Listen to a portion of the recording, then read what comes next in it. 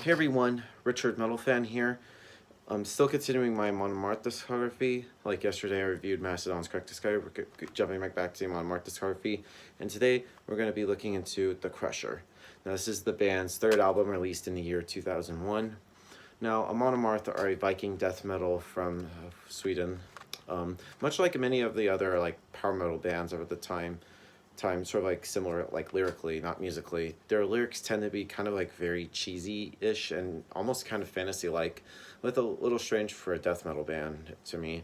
Like, however, they replace sort of like the knights in shining armor with, well, you guess it, kick-ass Viking kings. One look at this album cover of their album, it sort of like displays sort of like cheesiness at its highest. Like the artwork displays sort of like a Viking with a long mustache rearing back to pummeling what is like a gravestone in pieces, which is just the face and stuff kind of just makes me laugh.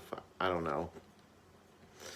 Now, it might be a little bit off-putting at first, but if you look past the album artwork, the lyrics on and the music on this aren't as cheesy as some of like their latest albums, but some of them are undeniably are. But they have like a very brutal yet melodic piece of like death metal and stuff at its finest. And this is pretty much also, this is like their third album and sort of like their last to sort of feature like a thrashier kind of like faster sound, and sort of like their later albums took like a slower, heavier sound. And this album is similar to like the last album, The Avenger, and this like the sound, the lyrics, and almost like the artwork can be very similar. Or I feel like Avenger and The Crusher could be like a double album. But and also I think their three newest albums have very little differences between them. But I feel like I don't find this to be too huge, as the music is still very good. The guitar work is very fast and aggressive on here, as the drumming. Johan Hegg proves to be a very good death metal vocalist, and I feel like his styling is only varied from like high pitched screeches to sort of like the low death grunts that he does. And the bass is on here is pretty much virtually inaudible, as it is drowned out by the guitars, but close listening to reveal it. And a lot of people would consider this one of the band's weakest albums, or at least among them. The Yeah, but this is an album that you won't fall in love with immediately. I found this album kind of bland and stuff. Although I do love like every album. I own every album that Monomarth has done. But if you just keep listening to it, you will most likely enjoy it. But yeah, without further ado, let's dive into this album track by track. Now, the album opens up with Bastards of a Lying Breed, and the song's lyrics are very different from most of the band's other lyrics. Like, lyrically, it talks about sort of like the problems in the U.S. has been going on, and this song actually curses quite a few times, unlike the rest of the album. To the music, it starts off with the fantastic riffing and crashes from the crash cymbal, and after about 20 seconds, some incredible fast double bass pedaling come in with bass guitars to accompany it, and then Johan Hegg belts out a powerful scream. And this may be the most aggressive song on the album. It definitely showcases what the rest of the album will be like, and the verses are very fast and aggressive, as was expected on an album opener. Then about 4 minutes into the song, the intro repeats again, only instead resuming to the intensity. Some slower riffage is played till the end of the song, and this song doesn't change too much, but it really doesn't need to. A definite highlight on here. And then the aggression doesn't stop after the first track, and a pummeling riff emits from the speakers. Then the start of the next song, Masters of War begins. The song isn't as fast or aggressive as the previous, but has a heavier overall sound to it. There isn't really much to say about the song, except for about like 3 minutes and 45 minutes into it, a solo comes in for about 30 seconds, and the song ends with a ferocious scream of the name of the song. One of the weaker tracks on the album, I have to say, but nonetheless, a very good song. The sound of 8 hooves. This song has an extremely kick-ass intro. The listener is immediately hit head-on by all instruments in an aggressive assault. Extremely fast drumming and awesome guitars. The verse maintains the same riff, and Hegg switches between death grunts to higher-pitched screams. And a cool instrumental bridge starts between 2 minutes and 47 seconds till about 3 minutes 16 seconds, where the song seems to get a little bit more aggressive, and the intro verse riff is played in a different higher key, and the crash cymbals are being like smashed upon. And around 4 minutes into the song, it slows down for a bit and becomes more melodic. Okay, this is more likely where the main character in the song is being hung, and I feel, but there is a concept to this song, but I won't explain it, and any other review of this album does. A very good track, pretty much like my 5th favorite song on the album. Risen from the Sea, which is actually a re-recorded version of one of their songs from their very first demo, which actually doesn't get get, get released until I was almost their latest the album after this, Versus the World. The song is very fast and it features a lot more of a melodic guitar playing than most of the others on here. The riffing in the song is very tasty, but there's nothing else that about this song that stands out. A good song, but I have to say it's the weakest on here. As Long as the Raven Flies, it's the slowest and maybe most melodic song on the album. Much like the last song, the riffs on this are pretty much kick-ass. Very melodic with some nice drumming to the boot. There aren't any vocals to this song.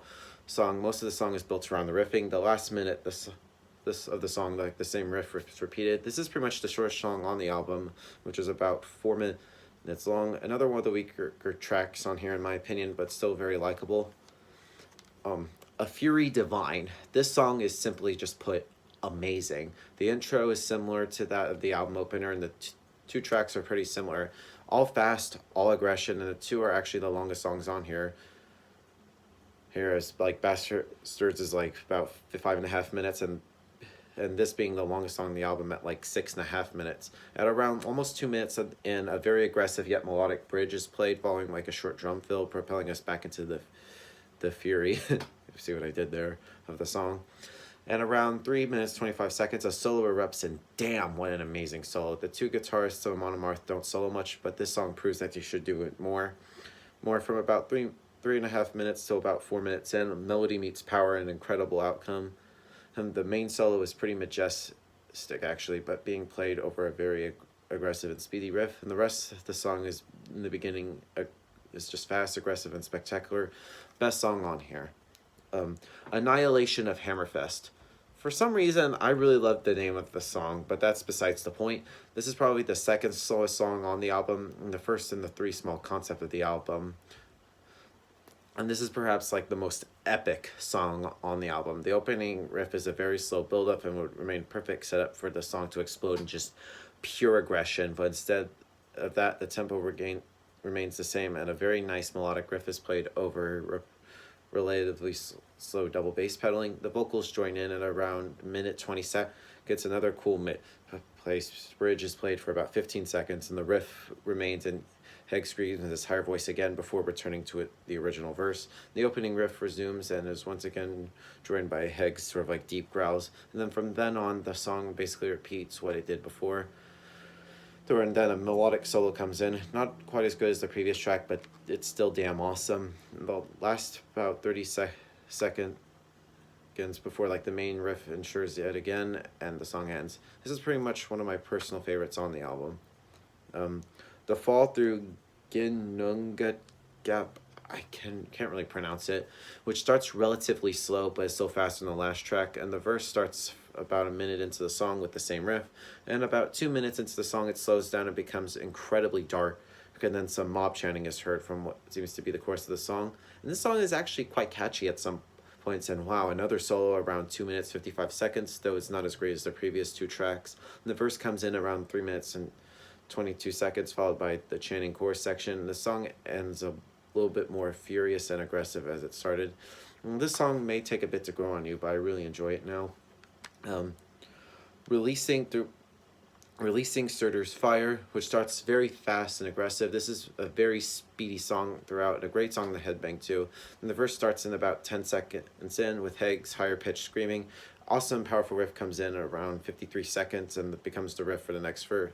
So for a breakneck bridge at minute 22, which is joined by Heg at minute 41, and his first riff returns and then is played again at around 2 minutes 20 seconds, which only one note is held down for each stroke, and then wow, their guitar solo emerges, and this one may even better than on a Fury Divine. This is one of the speediest songs on here, and then the opening riff comes in and the next verse, and this song slows down around 4 minutes in and is repeated until like the song fades out. It's a brilliant song.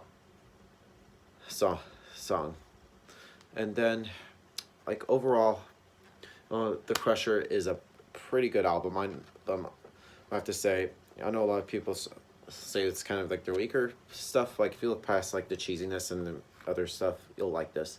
So if I were to give this album a score, I'd probably give this a solid 8 out of 10, maybe an 8.5.